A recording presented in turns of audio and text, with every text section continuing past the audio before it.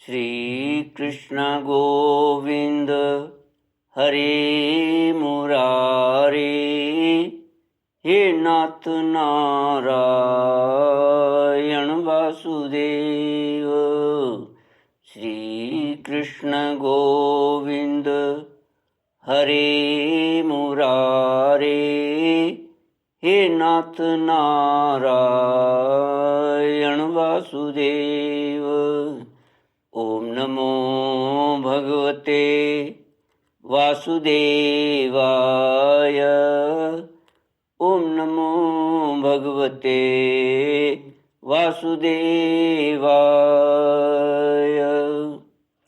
कृष्णाय वासुदेवाय हरये परमात्मने प्रणत क्लेशनाशाय गोविंदाय नमो नमः। सच्चिदानंद रूपाय विश्वोत्पत्त्यादि हेतुवे तापत्रय विनाशाय श्री कृष्णाय वयं नुमः। श्री कृष्णाय वयं नुमः। सच्चित आनंद स्वरूप परमात्मा जो सृष्टि के उत्पत्ति, पालन और संहार करता है तथा जीवों के आध्यात्मिक, आदि दैविक, आदि भौतिक तापों को नष्ट करने वाले हैं, अर्थात जीवों के मानसिक, शारीरिक और भौतिक दुखों को दूर करने वाले हैं, उन श्री कृष्ण भगवान को हम नमस्कार करते हैं। श्री कृष्ण गोविंद हरे मुरारे, हे नाथ नारायण वासुदेव। श्रीमद् भागवत महात्म्य। स्वयं श्री भगवान के श्रीमुख से ब्रह्मा जी के प्रति कथित श्रीमद् भागवतम नाम पुराणम लोकविश्रुतम शृणुयाच्छ्री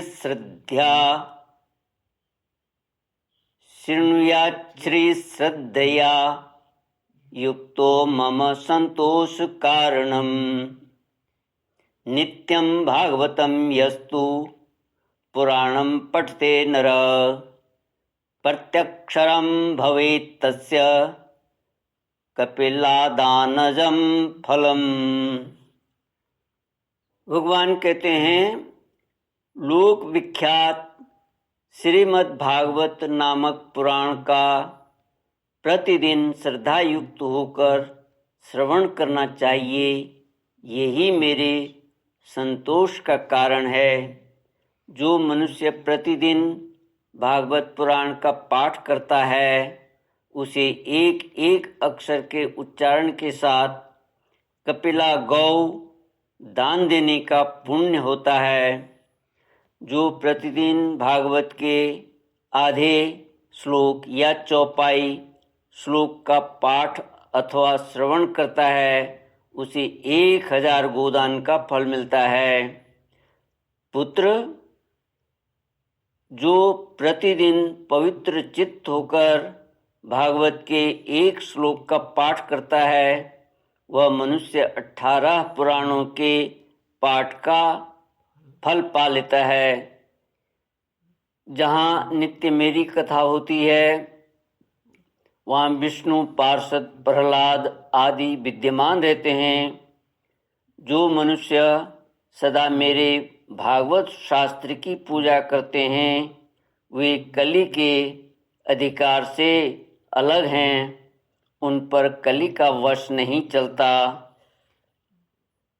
जो मानव अपने घर में वैष्णव शास्त्रों की पूजा करते हैं, वे सब पापों से मुक्त होकर देवताओं द्वारा वंदित होते हैं।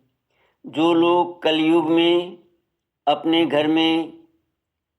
घर के भीतर प्रतिदिन भागवत शास्त्र की पूजा करते हैं, वे कली से निडर होकर ताल ठोंकते और उछलते कूदते हैं।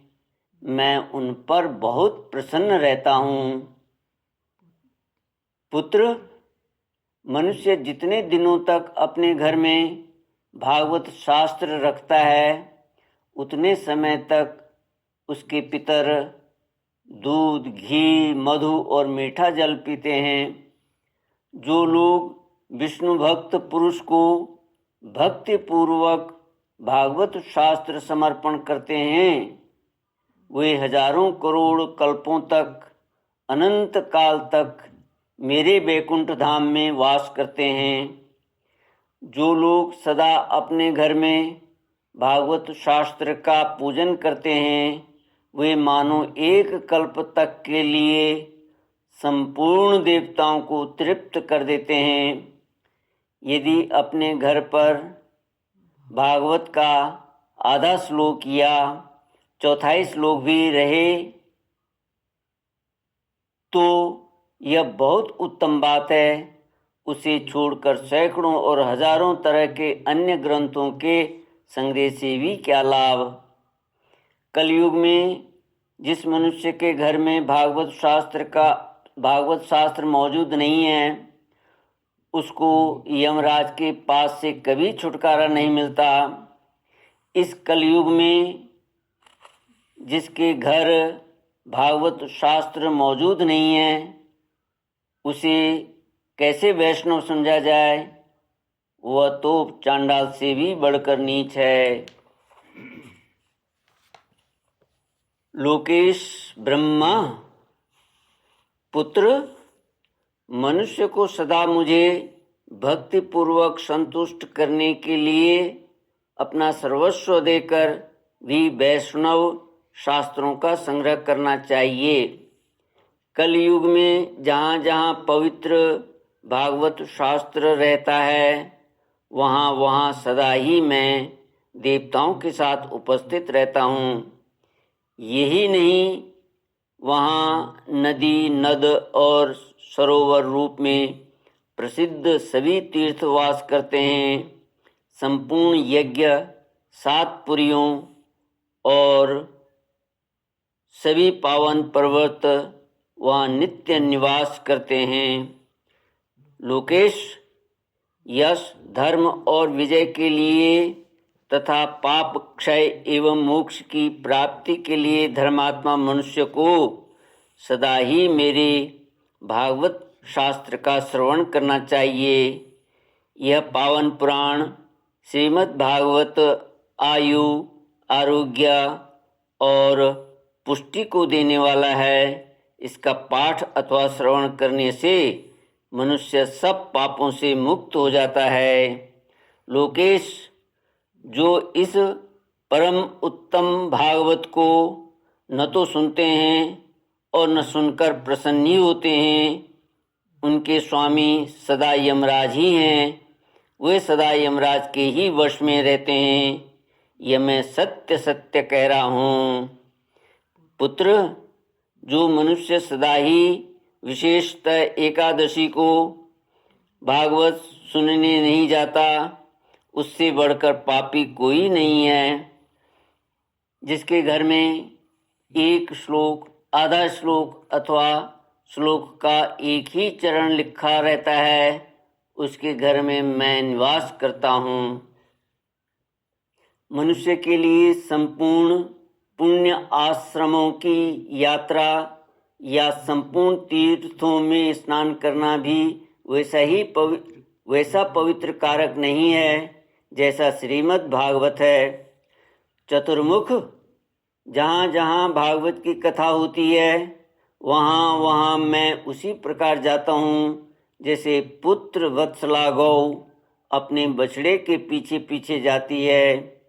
जो मेरी कथा कहता है, जो सदा उसे सुनने में लगा रहता है तथा जो मेरी कथा से मन ही मन प्रसन्न होता है, उस मनुष्य का मैं कभी त्याग नहीं करता। पुत्र, जो परम पुण्य में श्रीमद् भागवत शास्त्र को देखकर अपने आसन से उठकर खड़ा नहीं हो जाता, उसका 1 वर्ष का पुण्य नष्ट हो जाता है। जो श्रीमद् भागवत पुराण को देखकर खड़ा होने और प्रणाम करने आदि के द्वारा उसका सम्मान करता है, उस मनुष्य को देखकर मुझे अनुपम आनंद मिलता है। जो श्रीमद् भागवत को दूर से ही देखकर उसके सम्मुख जाता है, वह एक एक पग पर अश्वमेध यज्ञ के पुण्यों को प्राप्त करता है, इसमें तनिक भी संदेह नहीं है।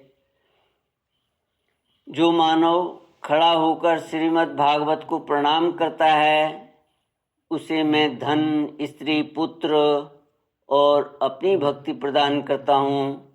हे पुत्र, जो लोग महाराजाओचित सामग्रियों से युक्त होकर भक्ति पूर्वक श्रीमद् भागवत की कथा सुनते हैं, मैं उनके वशीभूत हो जाता हूँ। सुव्रत, जो लोग मेरे पर्वों से संबंध रखने वाले सभी उत्सवों में मेरी प्रसन्नता के लिए वस्त्र, आभूषण, पुष्प, धूप और दीप आदि उपहार अर्पण करते हुए परम उत्तम श्रीमद् भागवत पुराण का भक्ति पूर्वक श्रवण करते हैं, वे मुझे उसी प्रकार अपने बस में कर लेते हैं जैसे पतिव्रता स्त्री अपने साधु स्वभाव वाले पति को अपने वश में कर लेती है। श्री कृष्ण गोविंद हरे मुरारे, हे नाथ नारायण वासुदेव। श्री सुखदेव जी को नमस्कार। यम प्रव्रजन्तमनुपेतमपेत कृत्यम द्वैपायनो विरह कातर आजुहाव पुत्रेति तन्मयतया तर्वोभिनेदुस्तं सर्वभूत हृदयं मुनिमानतोस्मि। जिस समय श्री सुखदेव जी का यज्ञोपवीत संस्कार भी नहीं हुआ था, सुतराम लौकिक वैदिक कर्मों के अनुष्ठान का अवसर भी नहीं आया था, उन्हें अकेले ही संन्यास लेने के उद्देश्य से जाते देख उनके पिता व्यास जी विरह से कातर होकर पुकारने लगे, बेटा बेटा। उस समय तन्मय होने के कारण श्री सुखदेव जी की ओर से वृक्षों ने उत्तर दिया, ऐसे सबके हृदय में विराजमान श्री सुखदेव जी मुनि को मैं नमस्कार करता हूँ। यह श्रीमद् भागवत अत्यंत गोपनीय रहस्यात्मक पुराण है। यह भगवत स्वरूप का अनुभव कराने वाला और समस्त वेदों का सार है।